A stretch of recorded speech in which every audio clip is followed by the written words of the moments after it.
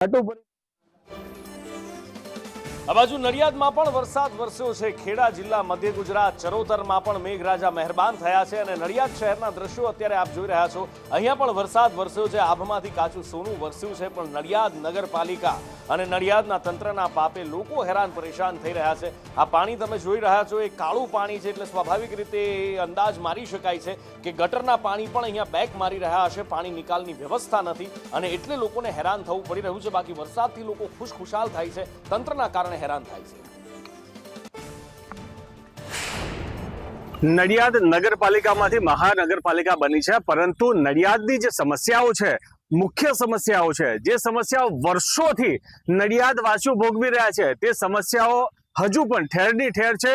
તેનું કોઈ જ હલ નિરાકરણ નથી આવ્યું। આપ મારી પાછળ આપ જોઈ રહ્યા છો તે દેસાઈ વગોર રબારીવાડ વિસ્તાર છે કે જે વિસ્તારની અંદર તમામ હોસ્પિટલો આવેલી છે। એ હાડકાની હોસ્પિટલ હોય, પ્રસૂતાની હોસ્પિટલ હોય, બાળકોની હોસ્પિટલ હોય કે કોઈ પણ રોગની હોસ્પિટલ હોય, આ તમામ હોસ્પિટલો આ વિસ્તારમાં આવેલી છે અને આ વિસ્તારની હાલત આપ આ જે ટીવી સ્ક્રીન પર જોઈ રહ્યા છો તે પ્રકારની હાલત છે। થોડોક જ વરસાદ પડે અને આ જ વિસ્તારની અંદર ઢીચણસમા કેડસમા પાણી ભરાઈ જાય છે અને તમામ લોકોને પારાવાર મુશ્કેલીઓનો સામનો કરવો પડતો હોય છે। વર્ષોથી આવું ચાલે છે।